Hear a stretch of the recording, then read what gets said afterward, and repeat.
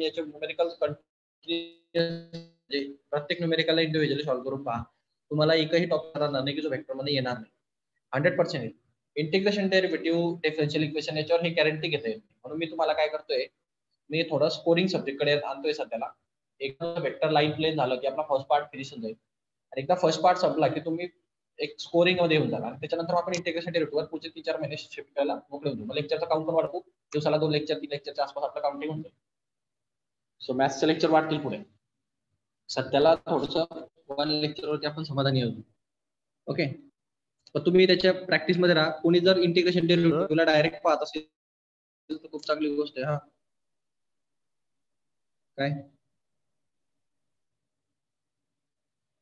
हा अनुराग काय, hello sir. Hello sir आपण ते जे थर्मोडायनामिक्स आणि ते जे टॉपिक स्किप करतोय तर ते याच्यात पण स्किप होणार आहे का कॉम्पिटिटिव्ह एक्झाम्स मध्ये? कशामध्ये?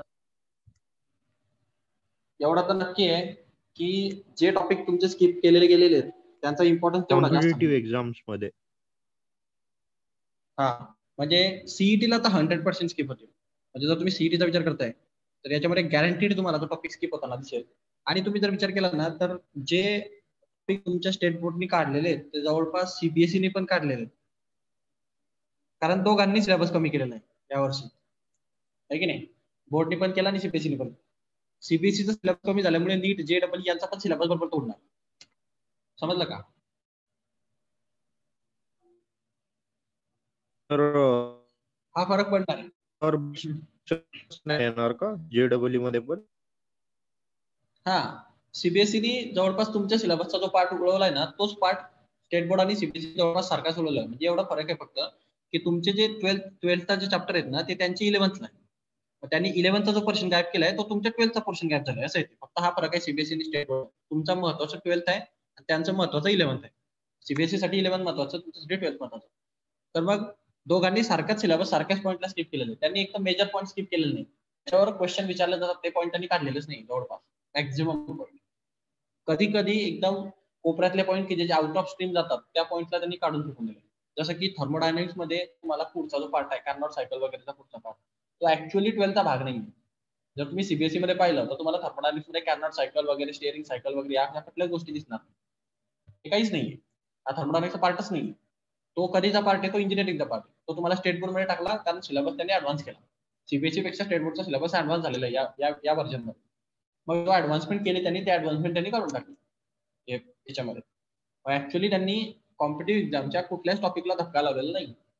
जे कॉम्पिटिव्ह एक्झामचे महत्वाचे टॉपिक्स आहेत ते ऑलरेडी आपल्या सिलेबस मध्ये आहेतच. अजिबात त्यांनी स्किप केलेलं. समजलं का? हो सर. हा, त्यामुळे जेवढं तुमचं सिलेबस आहे आता सध्याला हा इम्पॉर्टंट पोर्शन मध्ये येतो. आणि जे स्किप झालेलं आहे ते तुम्ही केलं काय नाही केलं काय त्याचा काही फरक पडत नाही. असं आहे. शेवटी कॉम्पिटिव्ह तुम्हाला हाच सिलेबस करायचा आहे.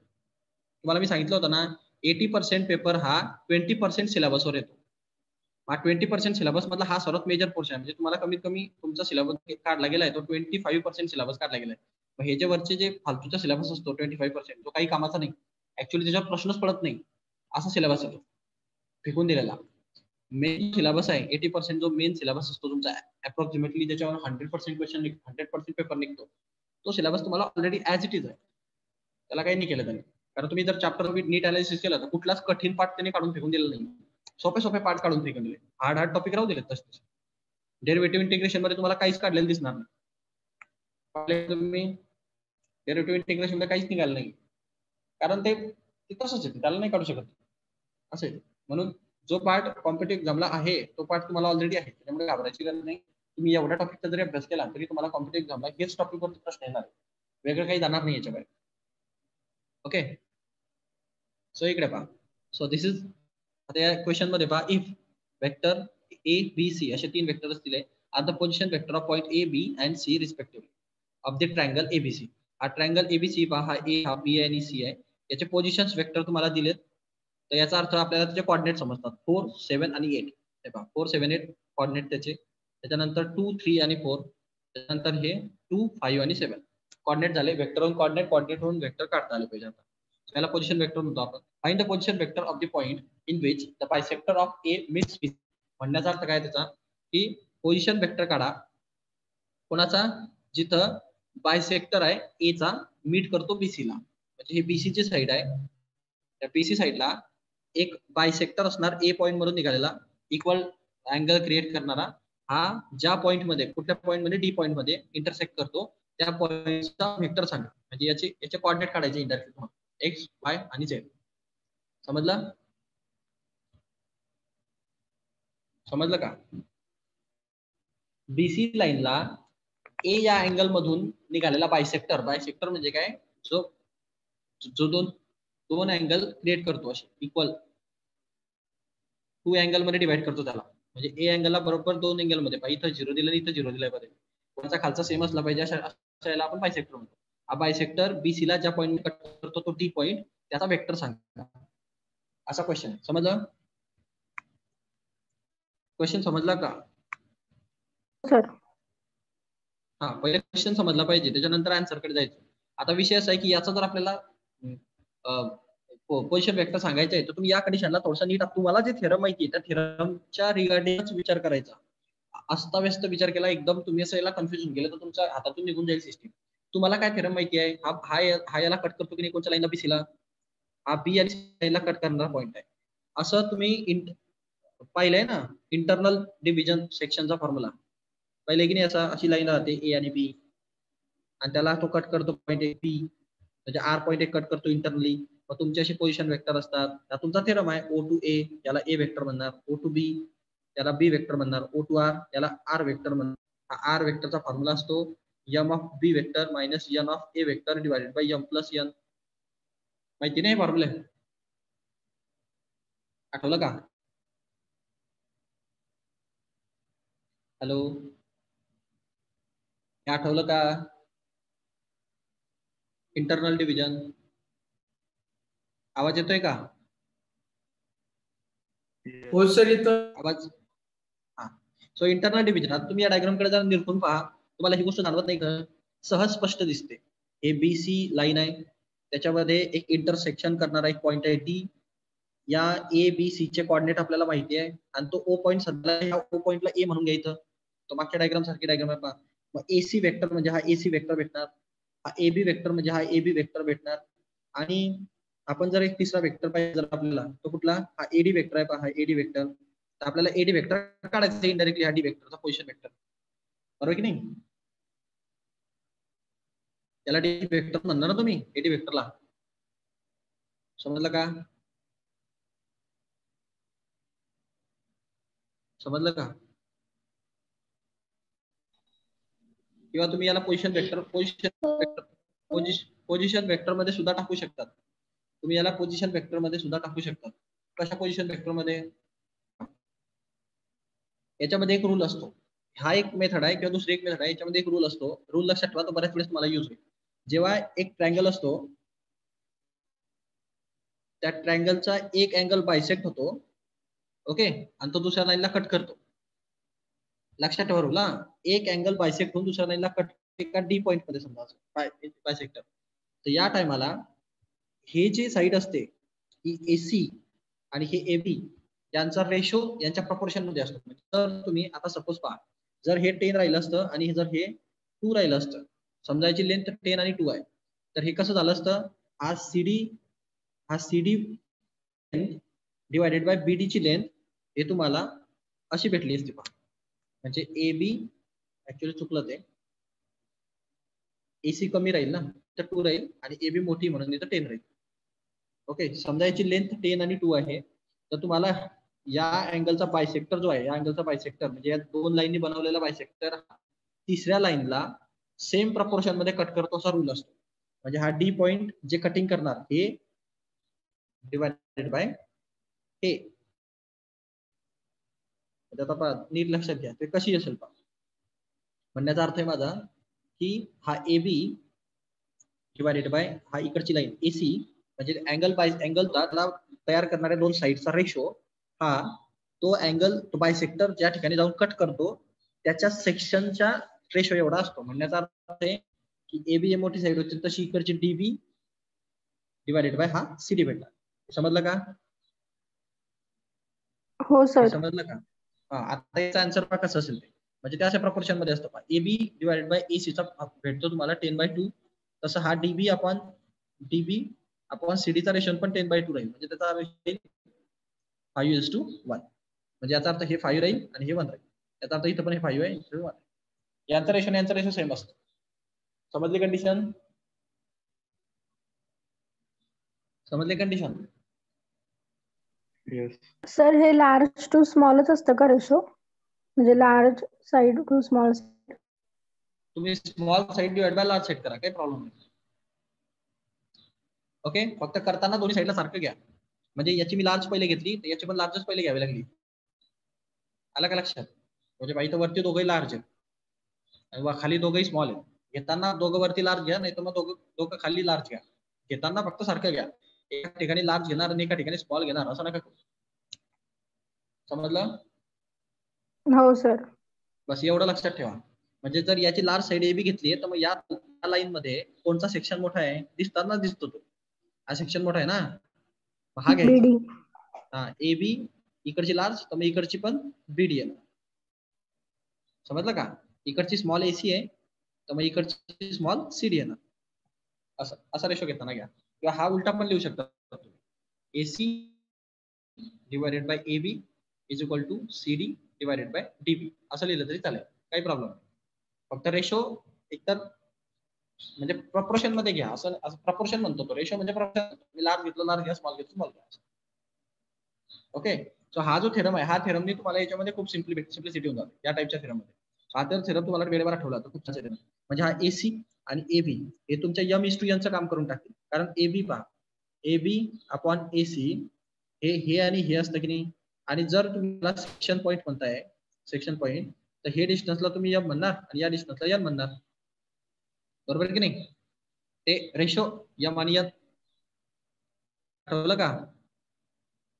हो सर. हा, तसं होऊन जातं मग ते. मग हे एमच्या जागी तुम्हाला हे डिस्टन्स घेता येतं आणि एनच्या जागी तुम्हाला हे डिस्टन्स घेता येतं, असं असतं.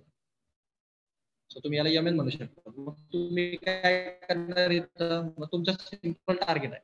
जर तुम्हाला तो फॉर्म्युला आठवा, तुम्हाला जर हा डी पॉईंटचे कॉर्डिनेट पाहिजे असतील तर तो फॉर्म्युला आठवा. सेक्शन पॉईंट काय म्हणतो? डी वेक्टर जर तुम्हाला पाहिजे असेल तर हे M आणि N, आता यांनी M कोणाला म्हटले त्याच्यावर डिसाइड होतं. तुम्ही कशाला पण म्हणू शकता. कोणी या खालच्याला M म्हणतं, कोणी वरच्याला M म्हणतं, कोणी वेगळी प्रोसिजर करतं. कोणी म्हणतं की नाही मी वरच्याला M म्हणेल, खालच्याला N म्हणेल. दोघांचं करेक्ट आहे, फक्त फॉर्म्युला त्या हिशोबाने चेंज करा. ओके, तुम्ही जसं करणार. आता मी समजा जर या खालच्याला M म्हटलं, कोणाला याला M म्हटलं आणि याला N म्हटलं, तर माझा हा M राहील, डीबी M राहील आणि हा सीडी N. ओके, तर मग तसं ते घ्यायचं असतं. आता पहा, आता नीट लक्षात घ्या. मी तुम्हाला सांगितलंय पहा की जर हा M कोणा एवढा असतो, मग लार्जर साईड कोणा एवढी राहील? एबी एवढी. बरोबर की नाही? बरोबर. हो. हा, म्हणजे M ची व्हॅल्यू एबी एवढी असणार. एबी वेक्टर जेवढा असेल तेवढाच M असेल आणि हा इकडचा एसी वेक्टर जेवढा असेल ते नसेल. काही डाऊट याच्यामध्ये? त्या थेरमनी समजलं तुम्हाला? समजलं थेरमनी? हा, बस एवढंच लक्षात ठेवायचं होतं. मग तुम्हाला जर हे इथले M आणि N काढायचे असतील तर इनडायरेक्टली तुम्ही काय काढणार? इनडायरेक्टली काढणार. M काढण्यासाठी तुम्हाला एबी वेक्टर काढावं लागेल आणि N काढण्यासाठी तुम्हाला एसी वेक्टर काढावं लागेल. मग तुम्ही बस काढा त्याचे व्हॅल्यूज. मग तुम्ही काय करणार इथं? एबी वेक्टर काढायचं म्हणजे नेमकं काय? ए वेक्टर माहिती, बी वेक्टर माहिती, सी वेक्टर माहिती. एबी वेक्टरचा अर्थ असतो बी वेक्टर मायनस ए वेक्टर. काय डाऊट याच्यामध्ये? एसी वेक्टरचा अर्थ असतो सी वेक्टर मायनस ए वेक्टर. या दुसऱ्यामधनं पहिला मायनस करायचा. म्हणजे पहा, एसी आणि एबी काढला, दोघं वेक्टरची मायनस केली. प्लस मायनस तर खूपच सोपं आहे. आय ची आय सोबत मायनस करायची, जे ची जे सोबत, के ची के सोबत. समजलं? हे सांगायची गरज आहे का कुणाला? कोणी असं आहे का की ज्याला हे काढता येणार नाही? असेल कोणी तर सांगा, मी सांगतो. एसी वेक्टर कसं असतं? एसी वेक्टर काढायचं आपल्याला तर सी वेक्टर मायनस ए वेक्टर करायचे पहा. मग सी वेक्टर तुम्हाला काय दिलाय मी एकदा क्लिअर करून टाकतो ही गोष्ट. सी वेक्टर हा दिलाय पाहिजे तुम्हाला 2i प्लस 5j आणि प्लस 7k आणि त्या याच्यातनं मायनस करायचे दुसऱ्या वेक्टरला. दुसरा वेक्टर काय दिला तुम्हाला? ए वेक्टर. ए वेक्टर म्हणजे हा 4i प्लस 7j आणि प्लस 8k. ओके, आता इकडे लक्षात घ्या, जर हे मायनस साईन ब्रॅकेटच्या मध्ये घुसेल तर साईन चेंज करणार, म्हणजे ऍक्च्युली तुम्हाला भेटणार 2i प्लस 5j आणि प्लस 7k आणि मायनस 4k होऊन जाईल, मायनस साईन मध्ये घुसते ते मायनस 4i प्लस प्लसचा मायनस होईल मायनस 7j आणि हे मायनस होईल 8k, कारण हे मायनस साईन होतं ना बाहेर मध्ये घुसताना साईन चेंज करतो. आता काय होईल, आय ची आय सोबत, जे ची जे सोबत, के ची के सोबत ऍडिशन होणार. सो इथं आय या आय सोबत 2 आणि मायनस 4 आहे, त्याचा आन्सर होणार मायनस 2 आहे. मायनस 4 आणि प्लस 2 त्याचा आन्सर मायनस 2 झाला. त्यानंतर 5j आणि मायनस 7j, मायनस 7 आणि 5 यांची प्लस मायनस केल्यानंतर मायनस 7 मायनस प्लस मायनस होणार, 7 मायनस 5 2 होणार. सो याचा मोठ्या नंबरचं साईन मायनस 2j. आणि त्यानंतर तुम्हाला प्लस 7 आणि मायनस 8, मायनस 8 मधून 7 गेले, त्याचा आन्सर होतं 1 आणि लार्जर नंबरचं साईन 1, सो 1k. तुम्हाला आन्सर दिसत असेल आलेलं, हे आन्सर दिसतंय आलेलं, समजलं का कसं काढायचंय ते? हा, ही प्रोसेस आता तुम्ही करा, एवढं तर म्हणजे बेसिक म्हटलं जातं याला. तर मी फक्त तुम्हाला स्टेप शिकवतोय, आता एवढं आलं पाहिजे फर्स्ट एक्सरसाइज मधल्यानुसार. सो एवढं तुम्हाला जमलं पाहिजे. तर हे तुम्ही c मायनस ए करून असं काढलं, तसंच b मायनस ए करा, हा b वेक्टर घ्या आणि हा a वेक्टर घ्या, यांची मायनस मला याचं भेटेल. Same policy, same system. आता याच्यामध्ये रिझन असं होतं की तुम्ही एसी वेक्टर आणि एबी वेक्टर का काढले, त्याचं कारण मी तुम्हाला सांगितलं. एसी एबी वेक्टर हा डीबी ला इंडिकेट करेल एम ला, आणि एसी वेक्टर हा एन ला इंडिकेट करेल, म्हणून मी ते काढतो, मला त्याची गरज आहे. आता मी त्याला वेक्टर फॉर्म मध्ये राहू देणार नाही, कारण मला जे इथं एम यांच्या व्हॅल्यू लागताय त्या नंबर पाहिजे असतात, म्हणून मी त्याची काय काढेल, मॅग्निट्यूड काढेल. सो मॅग्निट्यूड कशी काढतात मॅग्निट्यूड, या एबी वेक्टरची मॅग्निट्यूड काय करायचं, स्क्वेअर रूट घ्यायचं, त्याचे जे काय वेक्टर आहेत -2 आणि 1 त्याचे स्क्वेअर करून टाकायचे. -2 चा स्क्वेअर प्लस -2 चा स्क्वेअर प्लस 1 चा स्क्वेअर काय भेटेल, त्याचा पहा स्क्वेअर रूट मध्ये -2 चा स्क्वेअर 4, -2 चा स्क्वेअर 4, मायनस जरी असला तरी स्क्वेअर प्लसच होतो, आणि या 1 चा स्क्वेअर 1. सो 4 प्लस 4 8, 8 प्लस 1 झालं √9, आणि √9 चा आन्सर असतं 3. सो एबी कोणता घेतला आपण, एसी. हा, तर एसी वेक्टर तुम्हाला काय भेटलं पहा, मॉड ऑफ एसी वेक्टर 3. समजलं? हो सर. त्यानंतर तसंच तुम्ही एबीचं पण काढणार. एबीचं पहा, हे पहा एबी हा वेक्टर आहे पहा, -2 चा स्क्वेअर झाला 4, -4 चा स्क्वेअर झाला 16, आणि -4 चा स्क्वेअर झाला 16, आणि ते सगळं स्क्वेअर रूट मध्ये. हे 4 16 16 याचा आन्सर होणार किती, 16 16 32, आणि 32 आणि 4 36. सो रूट मध्ये 36 भेटणार, आणि 36 चं रूट असतं 6, म्हणून तुम्हाला मॉड ऑफ एबी भेटलं 6. हे डाऊट याच्यात? नाही ओके, सर. म्हणजे याचा अर्थ हे एबी जर 6 आहे आणि एसी जर का 3 आहे, तर मी तुम्हाला सांगितलं होतं पहा, ही जी छोटीवाली असते ही छोटीला रिप्रेझेंट करते, म्हणजे हा रेशो 3 असेल, आणि एवढा रेशो हा एवढा, आणि इथून हा जो एवढा पार्ट आहे हा 6 असेल. समजलं? यांच्या व्हॅल्यू द्या, ही एम असेल आणि ही एन असेल. हे डाऊट याच्यात?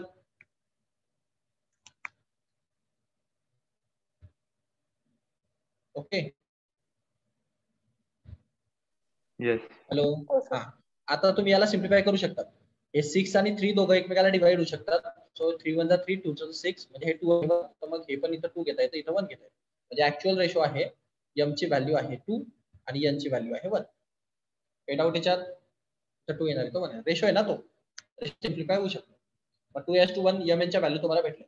तुम्हाला एम एन च्या व्हॅल्यू भेटल्यात, तुम्हाला काय पाहिजे होतं, तुम्हाला हा डी पॉईंटचे कोऑर्डिनेट पाहिजे होते. डी पॉईंटच्या वेक्टरला आपण डी वेक्टर म्हणतो. त्या ठिकाणी पोझिशन वेक्टर, हे डायग्राम विसरून जा सध्याला ब्रेन मधनं, हे विसरून जाईल. फक्त एवढं लक्षात ठेवा की हा डी पॉईंट आहे, हा त्याचा सेक्शन पॉईंट आहे, आणि ही कंप्लीट एक लाईन, त्या कंप्लीट लाईनचे 2 सेक्शन पडले, एक हा, त्याला आपण एम म्हणणार, हा एक सेक्शन, त्याला आपण एन म्हणणार.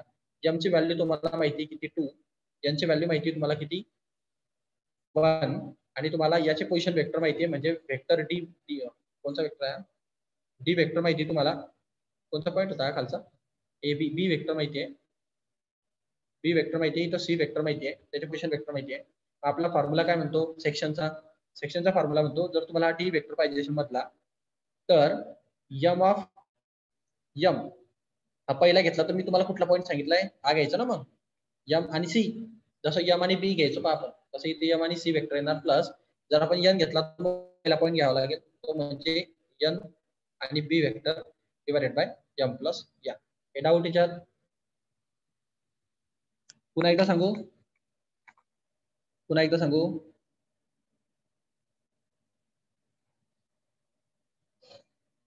अरे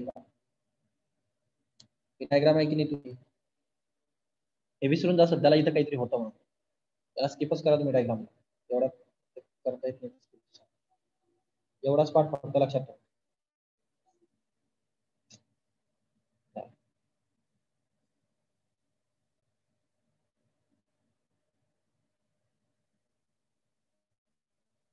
हे डायग्राम विसरून जा सध्याला एवढी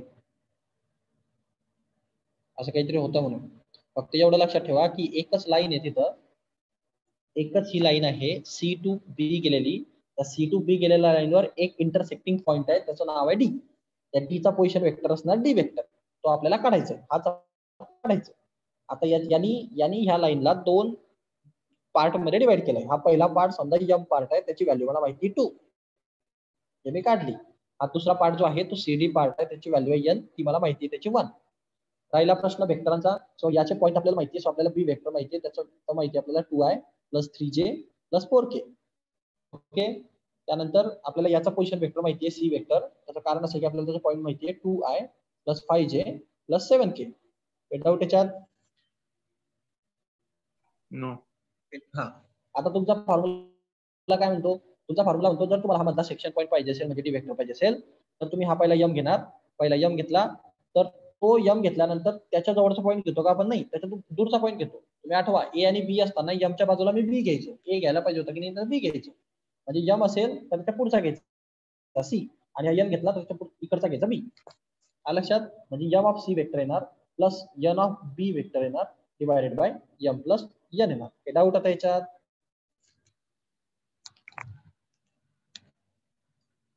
समजलं का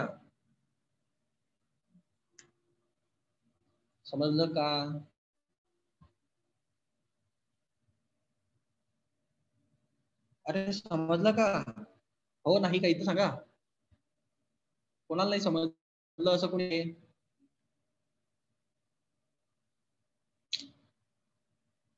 अरे नाही समजलं असं कोणी आहे का समजलं सर. हा असं हो नाही काहीतरी सांगत जा मला तो महत्वाचा कॉन्सेप्ट आहे. सर्वात जास्त पोरांना हाच प्रॉब्लेम क्रिएट होतो की सर तुम्ही हे एमच्या बाजूला सी का घेतला इथं बी का नाही घेतला तुम्ही ए का नाही घेतला हा प्रॉब्लेम आहे म्हणून ते क्लिअर करतो एवढं. ह्या जर तुम्ही एम घेताय तर त्याच्या बाजूचा सोडून द्यायचा सेगमेंट मधला दुसरा वाला घ्यायचा जर तुम्ही एम घेताय त्याच्या बाजूचा सोडून द्यायचा हा वाला घ्यायचा असं असतं ते. हे महत्वाची गोष्ट आहे त्या लेक्चर मध्ये तुम्हाला समजलं पाहिजे ना तर पेपर मध्ये तुम्ही गडबड करणार एमच्या जागी एमच्या बाजूला बी लिहिणार गडबड झाली मग संपला विषय असं असतं ते. आता इथं तुम्हाला दिसतंय का पाय त्यांनी घेतलेलं हे यांनी जे मॉड लिहिले आहेत ना या मॉडला घाबरू नका तुम्ही त्याला एम घ्या ए बी म्हणजे एम असतो एसी म्हणजे एन असतो आपण ते लिहिलंय पहा त्यांनी बाय एमची टाकली 6 यांची व्हॅल्यू टाकली 3 आता ते 2:1 लिहिलं चालतं काही प्रॉब्लेम नाही उलट सिम्प्लिफाईड होते बस एवढी कटकट करायची गरज नाही. ओके आपल्याला डायरेक्ट हे सिम्प्लिफाईड व्हर्जन भेटेल हे स्टेप येणारच नाही आपल्याला आन्सर भेटेल एक स्टेप वाचेल आपण जर आपण 2:1 प्रपोर्शन घेतलं आधीच आपण सिम्प्लिफाय करू बस फॉर्म्युल्यामध्ये व्हॅल्यू टाकल्यात बस काय प्रश्न आहे इथं 6 टाकला इथं हा वेक्टर इथं 3 टाकला हा वेक्टर 6 + 3 व्हॅल्यू आहे त्याच्या बरोबर व्हॅल्यू सबस्टिट्यूट करा हे 6 मध्ये सबस्टिट्यूट करा हा 3 मध्ये सबस्टिट्यूट करा मध्ये सबस्टिट्यूट केल्यानंतर तुम्हाला याचा आन्सर भेटतं आणि याचा आन्सर भेटतं. हे दोघांचे आन्सर असे आल्यामुळे याच्यामध्ये आय ची कॅल्क्युलेशन करा याचा आय आणि याचा आय सोबत घ्या याचा जे आणि याचा जे याची कॅल्क्युलेशन करा याचा के आणि याचा के याची कॅल्क्युलेशन करा तुम्हाला त्यांची प्लस मायनस हे अशी भेटते. मग तुम्हाला हा 9 प्रत्येकाला सेपरेट करता येतो त्याने 9 सेपरेट करा आपल्याला करायची गरज नव्हती आपण इथं 2:1 घेतलं होतं डायरेक्ट इथं 2 + 1 3 होऊन गेलेलं आहे ते म्हणजे आपलं डायरेक्टच आन्सर 3 आलेलं आहे खाली. मग ही स्टेप आपल्याला करायची गरज नव्हती आपण एक स्टेप मध्ये शॉर्टकट मारला समजलं का. पण त्यांनी 3 आणि 6 लिहिल्यामुळे त्यांना ही स्टेप वाढवावी लागली. या स्टेप मध्ये काय केलं त्यांनी हा 9 याला दिला याला दिला याला दिला याला जर 9 दिला तर हे पहा 89 डिवाइड बाय 9 होऊन जाईल आणि इथं 39J डिवाइड बाय 9 होऊन जाईल आणि इथं 54K डिवाइड बाय 9 होऊन जाईल. याच्यामध्ये सिम्प्लिफिकेशन होईल 9 मध्ये 9 3 9 टू द 18 सो इथं 2i येणार इथं सिम्प्लिफिकेशन झालं तर 3 ने होईल 3 3 9 इथं 3 13 39 होईल त्याच्यानंतर इथं 9चं सिम्प्लिफिकेशन होईल. 9 9 9 6 54. तर तुम्हाला आन्सर भेटलं बा 2i प्लस 13j 6k. हे डाऊट 13/3 येईल तो आईचा खालचा. समजलं का? हा चला पुढे. कॅल्क्युलेशन येते छोटे छोटे, आता सोडवायची गरज नको पडायला. आता पुढचा क्वेश्चन पहा. नेक्स्ट क्वेश्चन मध्ये या तुम्ही. नेक्स्ट क्वेश्चनला पहा. जी तुम्हाला दिलेला आहे हा सेंट्रॉइड आहे. सेंट्रॉइड ऑफ द ट्रायंगल म्हणजे ट्रायंगल आहे त्याच्या मीडियननी कनेक्ट केलेला पॉइंटला आपण सेंट्रॉइड म्हणतो. जी तर सेंट्रॉइड आहे ट्रायंगल, त्याचे वर्टायसेस आहे PQR. जे ट्रायंगल आपल्याला माहिती आहे, हा P असेल, हा Q असेल, हा R असेल. त्यांचे वर्टायसेस ऑलरेडी नोन. P चे वर्टायसेस आहे 1 2 आणि 3. म्हणजे या P वेक्टर आपल्याला सब काढता येईल याच्यावरून. Q चे वर्टायसेस आहे 3 1 आणि -4. याच्यावरून आपल्याला Q वेक्टर काढता येईल. ओके. आणि R वर्टायसेस आहे समथिंग 3 5 1 आणि C. याच्यावरून आपल्याला R वेक्टर काढता येईल. सर्वांचे आपल्याला पोझिशन वेक्टर भेटून जाते. सो PQR पोझिशन वेक्टर आपल्याला नोन आहे ऑलरेडी. आणि याच्यामध्ये find the value of ABC. एबीसीच्या व्हॅल्यू त्यांनी का विचारलंय? कारण त्यांनी ऑलरेडी सेंट्रॉइडची व्हॅल्यू देऊन ठेवली आहे. Centroid we already know about. Okay. So याची मीडियन असणार, हे मीडियन जी आहे या हाफ ऑफ डिवाइड करणारी. याची मीडियन समजा अशी ही हाफ ऑफ डिवाइड करणारी, याची मीडियन समजा अशी ही हाफ ऑफ डिवाइड करणारी. हा जो पॉईंट असतो या पॉईंटला म्हणतो आपण सेंट्रॉइड. या सेंट्रॉइडचे पण कोऑर्डिनेट आपल्याला माहिती आहे,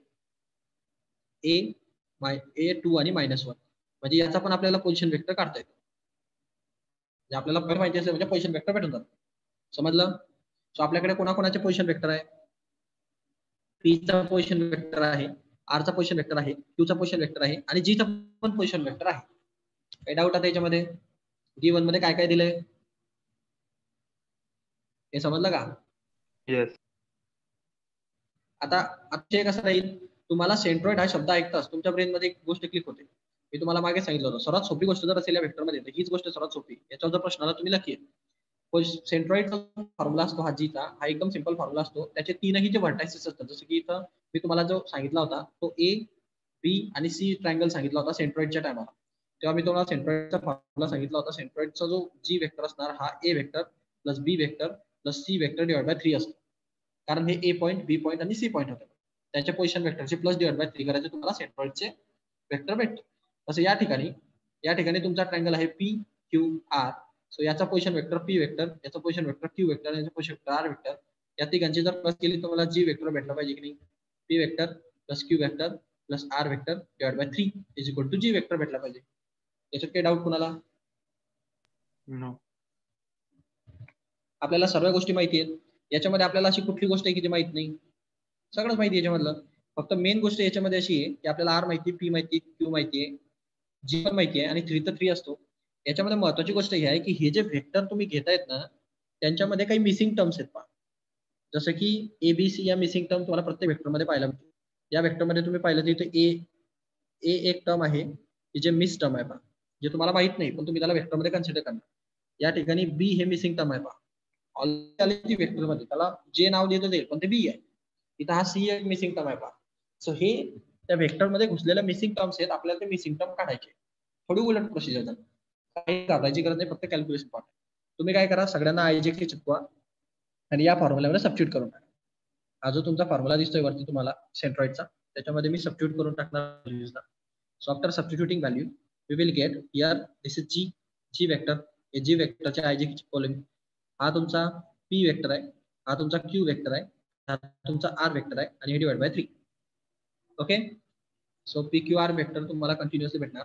आता याच्यामध्ये या सर्वांची ऍडिशन करणं कोणती मोठी विशेष गोष्ट आहे?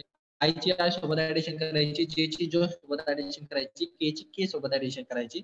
So after adding the terms, जर तुम्ही सर्वांना जवळ घेतला तर तुम्हाला त्याच्यातून IJK कॉमन निघताना दिसेल पहा. जसं की I मध्ये पहा, इथं I चा कोएफिशियंट 1 आहे, इथं I चा कोएफिशियंट 3 आहे आणि इथं I चा कोएफिशियंट 5 आहे.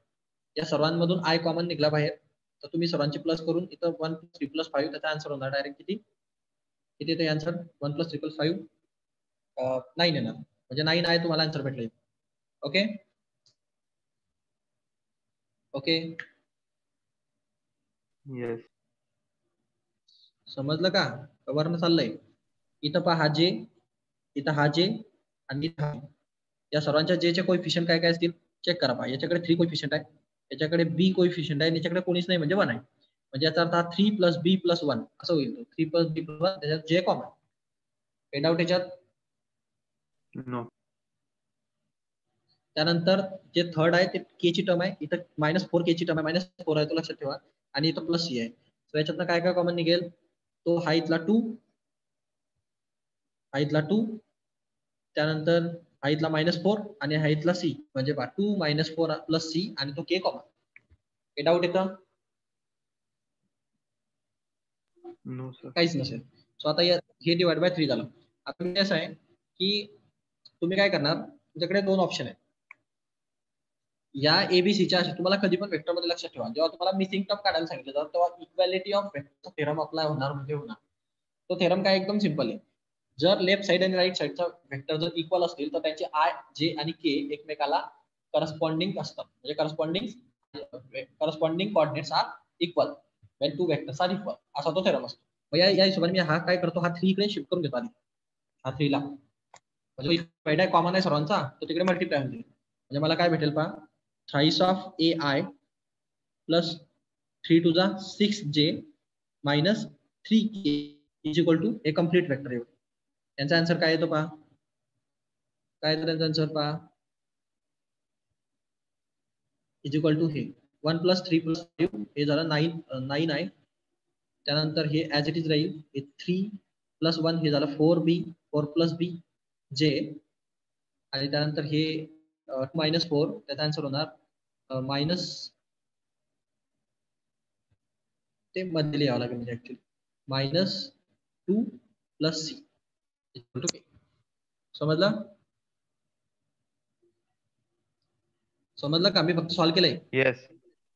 हे सॉल्व्ह केलं त्याचा आन्सर 9 आलं, हे सॉल्व्ह केलं त्याचा आन्सर 3 + 1 चा आन्सर 4 झालं, बी ला काही करता येत नाही. इथं 2 - 4 केलं त्याचा आन्सर -2 झालं, तो सी ॲज इट इज राहिला. आता हे दोन वेक्टर एकमेकाला इक्वल आहेत की नाही, हा वेक्टर आणि हा वेक्टर कंप्लीट वेक्टर एकमेकाला इक्वल आहेत. इक्वल वेक्टरचे कोएफिशियंट सुद्धा इक्वल असतात. त्या हिशोबाने हा 3a हा 9 ला इक्वल असणार, हा 6 हा 4 + b ला इक्वल असणार, आणि हा -3 हा -2 + c ला इक्वल असणार. याच्यात काही डाऊट? नो. याच्यात काही डाऊट नाही. तुम्हाला 3 प्रकारचे इक्वेशन भेटलेत पहा. ते 3 इक्वेशन जे आहेत त्यांना राईट करा. तुम्हाला भेटलं पाहिजे पहिलं 3a = 9 असणार, दुसरं भेटलं होतं तुम्हाला 6 = 4 + b असणार, ते तुम्हाला -3 = -2 + k -2 + c असणार. याच्यातून प्रत्येकाची व्हॅल्यू फाइंड करा. a ची व्हॅल्यू तुम्हाला भेटणार 9/3, सो त्याचा आन्सर भेटणार तुम्हाला 3. b ची व्हॅल्यू तुम्हाला 4 इकडे मायनस करा, सो b = 6 - 4, सो b = 2. आणि तुम्हाला c ची व्हॅल्यू भेटणार, c ची व्हॅल्यू हा -2 इकडे प्लस करा, सो -3 + 2, सो c ची व्हॅल्यू भेटणार तुम्हाला -1. क्लिअर?